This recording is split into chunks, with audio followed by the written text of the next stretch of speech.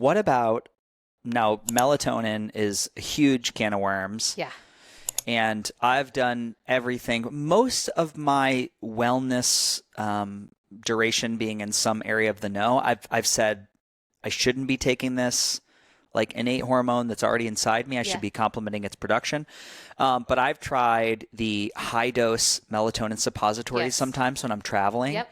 Really interesting. I'd love your take on that. Yeah. And then even like some of the Mitozen, John Laurence has like a high dose melatonin, 200 milligram troches. I know. Which in this last interruption of sleep, I happened into a store and they happened to carry Mitozen. Really? I was like, oh, wow. I think it was Alive and Well. Oh, yeah. That makes sense. I grabbed some from Alive and Well, and I was like, the first couple nights, I was like groggy in the morning.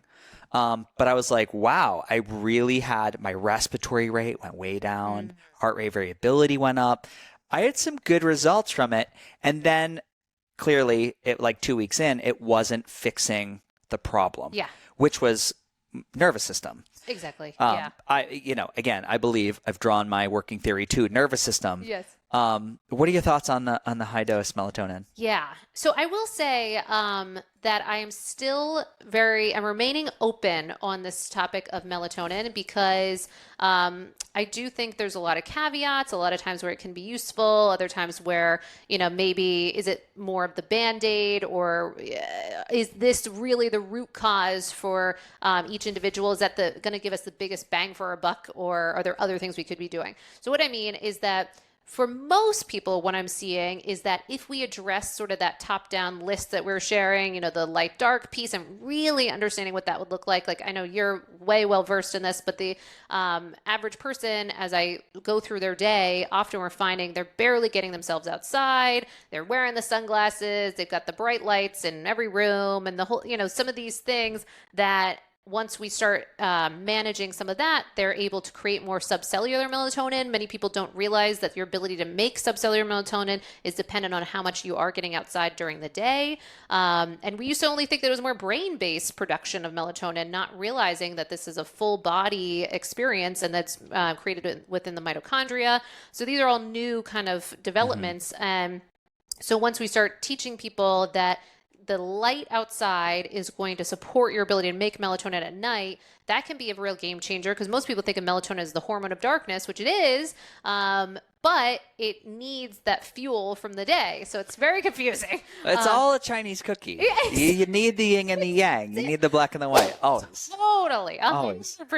And I love that you said that, because I always say it's a bit of a Chinese finger trap with sleep, in that we're, the more we try to force it, like if anyone's trying to force sleep come, like, please, you're way stuck. So it's just like the letting go, and that's another topic. But so the evening, then having sufficient darkness at night, most people are not really experiencing what that looks like. And not realizing the numbers that we're talking about, how much this can impact melatonin production. So there are certain studies. There's one study that found that 30 minutes in ordinary room lighting depleted melatonin production by nearly 90%. Oh my goodness. So, these are just some examples of how much are just generalized and often familiar and comforting, kind of behaviors. I don't know about you, but for so long, it was a nice thing. I'd go to my Nana's and there'd be nice lights all over the place. And you're just like, oh, that's what you do in the evenings.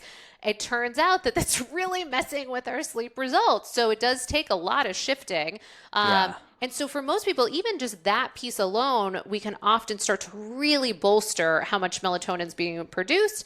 But then if we go down the line to these other pieces, the consistent wake timing, that's going to affect the when and the strength of the melatonin that you produce. So it's not pulsing at the wrong times. But then the temperature piece is a big one too. We know that it does appear to be supportive of the cold therapy, heat therapies, but then also having proper, kind of warmer body by day, cooler by night can help facilitate the production of melatonin at the right times.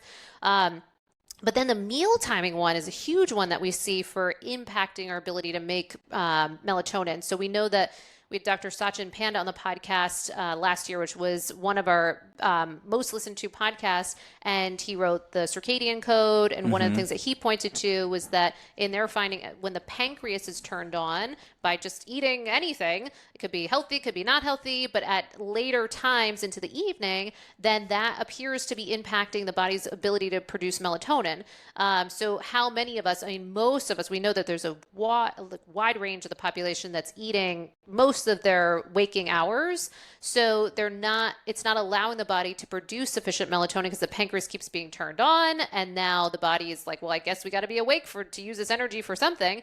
And so that's going to impact that supply as well.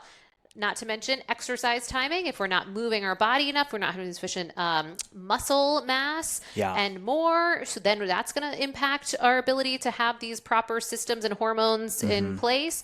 The thought timing piece, if you have cortisol going up into the evening, which delayed cortisol pulse is a signature of often insomnia. So many people are actually getting stressed exactly at the time that they need to go to bed. And that can be problematic, but melatonin and cortisol are like connected, but they're not like best friends. They don't like to play together, and they don't play together very well. So if cortisol is pulsing, then melatonin is going to be impacted. And then lastly, if we have that chronopharmacology piece and there's certain drugs that we might be taking that are kind of keeping us up at the wrong times, then that could also impact that. So I say all that because often I find that most people I'm talking to, there's little levers that we're pulling with all of those that our innate production of melatonin can return to be supportive of our goals with sleep. Now, there are exceptions, and there's certainly situations in our modern lifestyle with lots of travel and long haul jet lag. We do see efficacy for utilizing melatonin during those times. We do see efficacy for if you've moved around your sleep-wake schedule all over the place. You know, you were doing what I was doing and doing the wrong thing. You're sleeping late and whatever.